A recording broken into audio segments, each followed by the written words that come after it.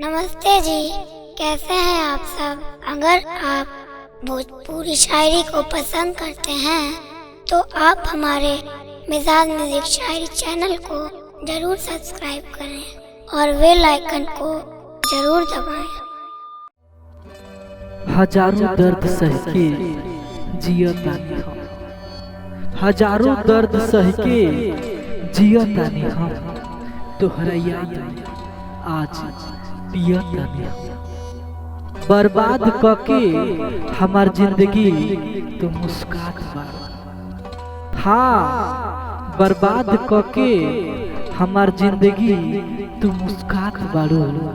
तू का जान कि कैसे जियतानी हम, तोहरा खातिर का नाही कैनी हम, तोहरा खातिर का नाही कैनी हम।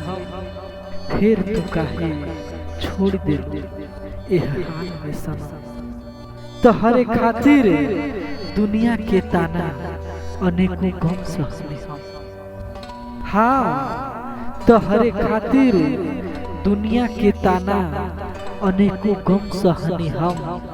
तोड़ दिहलो ई वादा, तोड़ दिहलो ई वादा जब तू कैले रहलो कि निभाई जन जन जन।